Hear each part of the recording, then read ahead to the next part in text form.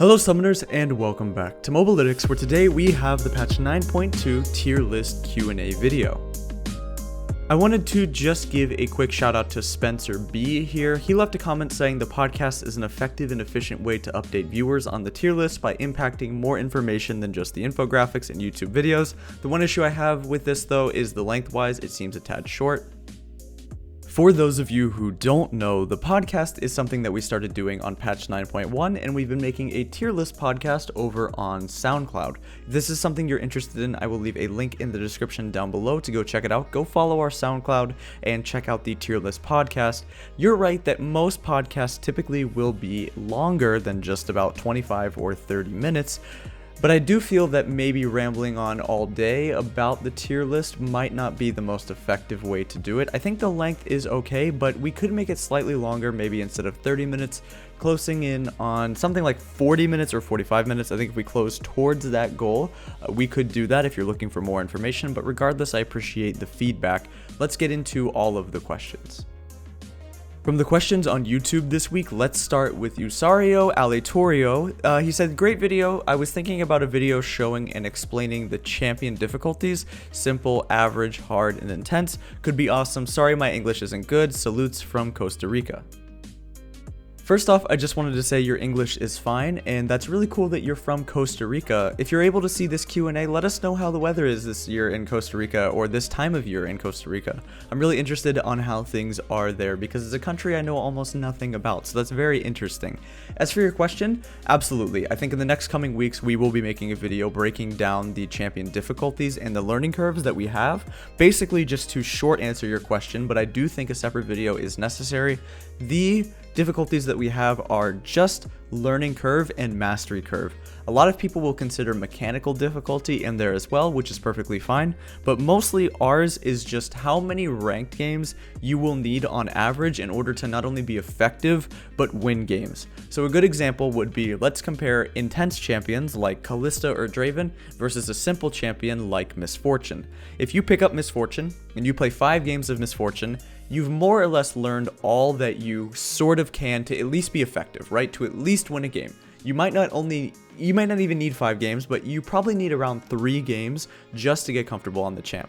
Then if you start to play Draven, you may need 50 or more games of Draven to feel comfortable and start winning at the same rate, even if Draven has a higher potential and a higher ceiling, meaning that you could have a 90% win rate on Draven ideally, but only a 70% win rate on Misfortune.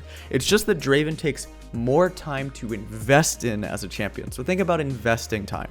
That's kind of how our difficulty and our learning curve works. King Hawk Clash 3 said, I think Shen should be A tier, honestly. This is not necessarily a question, but I would like to respond. I do think with the Sunfire K buffs and the nerf to damage making people overall more tanky, Shen is pretty good at the moment. And I think it might have been an oversight on us to maybe not include him in B tier. A tier is a bit of a stretch because carry top laners are generally pretty good right now, and Shen, although playing against a couple bruisers, and some bruisers are popular such as Riven or Akali or Renekton or Aurelia, those things are common top lane. So are other tanks who Shen doesn't do that great into, and so are mages like Lissandra or Victor top lane as well. I think that maybe in high elo where you get a lot more value out of his ultimate, he could be A tier, but I think B tier is appropriate and we will include him next time. Super quick question from Joshua McCaffrey. He said, what happened to Twitch in normal elo? I don't see him anywhere. Just clearing the air on this one. We just missed him on the graphic. It's totally our bad, totally our fault. He is supposed to be there in A tier, so that's just something we messed up. Sorry about the confusion and sorry if we misled you. That's our bad. We messed up on the graphic. He should be there. You're right. Alexander Chase said, surprised Exil didn't creep back into the mid-tier list. The stun change really helps his bad matchups, and he's only had his health nerf, not damage or wave clear, though I do understand it's not really a roaming meta. Aurelion Sol for us was definitely a debated champion and something that we will look at over the next coming patches. The buff itself was good for him, but the meta changed around him with all the champions getting worse, and many champions losing wave clear breakpoints at level 9 along with the jungle changes made it so that if he roams and puts the jungler behind off of a scuttle fight, he can really put his team ahead. Also, his itemization was not impacted as hard as some of the other mages who abused Morello, so the buff itself in isolation was good and made Sol feel better to play. but it's what happened around him that made him much better, and I think because of that, he probably is indeed like A, or at least the very least B tier, either bracket of the tier list if you're considering high elo or low elo. I still think that maybe he's not going to be his god tier status that he used to be, but we will look into putting him A tier probably next time on the tier list. Let's wait out the rest of the patch cycle and see how things go, but you're not wrong at all, not on that way.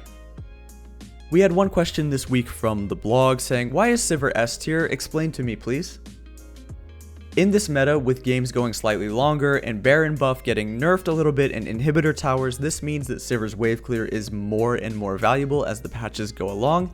As well, she's not terrible on one item with Stormrazor, and because again games are going longer, she'll have time to get her mana items, have more wave clear, scale up, and then she's disgustingly good in team fights with everybody picking more and more tanks, with everybody picking tons of hard crowd control. She's not getting bursted by assassins the way she used to be, like LeBlanc, or a Talon, or a Kali, or Aurelia, or Aatrox. She has time to spell shield that first ability, kite out her enemies, engage team fights with her ultimate, and she has a pretty good laning phase with the buffs to her Q recently. Sivir is extremely solid at what she does, and that's why you see her in S tier. And our last question this week coming from Instagram from Johnny2105 saying, why is Kled in S tier when nobody wants to play him? And why does nobody want to play him? It's true that Kled doesn't have the biggest player base in the world, but he does have a very dedicated player base. Kled is just a little bit weird because of his Skarl mechanic and the way that you have to gain his passive back. You have to use his W in a weird way by not wasting it on a minion wave, and you want to engage when your vicious strikes are up. Kled is a champion where, if you're able to utilize his kit to its full potential, is extremely good. Despite his win rate being high, yes, it's true that he has a dedicated player base, but he has had consistent performances throughout both Season 7 and Season 8, and I see it being no different for Season 9. Kled is a solid carry bruiser, but can also build tank, and what makes him so good is great CC, great engage, similar to Sivir having a move speed ultimate being great for solo queue, and he's just hard to kill with things like bone plating, second wind. He does tons of damage with both Conquer and Press the Attack. All in all, he is just really darn good. As far as nobody really playing him, sometimes people just don't play champs because they're weird. There was a time with the old Urgot where he was a great counter pick to certain mid laners, most notably being Zed, and a lot of people just didn't want to play Urgot because he was just weird, he was just ugly. A lot of the times people just have preferences on which champions they like to play. Anyway, that is going to wrap it up for the Mobalytics patch 9.2 tier list Q&A. If you have any more questions, leave them in the comment section down below, and check out our tier list podcast over on Soundcloud. Go give it a follow. Thanks for watching, and we'll see you guys next time.